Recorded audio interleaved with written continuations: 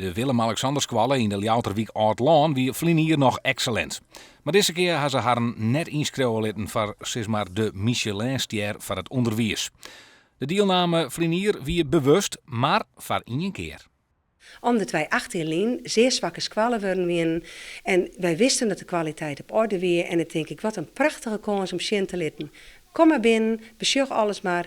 Ik denk dat wij aan al die 9 indicatoren voldoggen. En dat wie is zo. Maar ik had de behoefte niet om het elke jaar opnieuw Sjen te litten. Dat hoeft voor u niet. Wij hebben net deelnam. Het is voor mij geen wedstrijd. In Tjemerum is het feest. Voor het tweede jaar op regen met de Tamsma-squalle haar excellent nemen. Het motto van onze school is eigenlijk wel een beetje borgen en doorontwikkelen.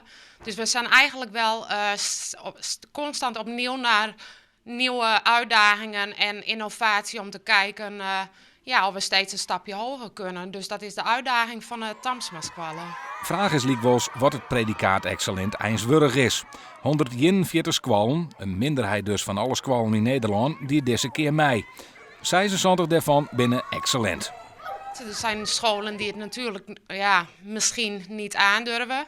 Het is een categorie goede scholen die misschien net die uitdaging van excellentie zoekt om nog een schepje bovenop te doen. En daarmee steek je nek ook uit. Maar dat durven we hier op school. Los van alle discussie binnen de band en personeel van de Tamsma-squalle vooral grutsk op de titel. Je zet op deze manier wel een beetje de school op de kaart. Dus ik hoop op felicitaties van een andere school. Want er zijn net zo volle squallen in Nederland die dat hebben. We hebben maar 2 in Friesland, dus dat vind ik wel heel knap van onze squallen.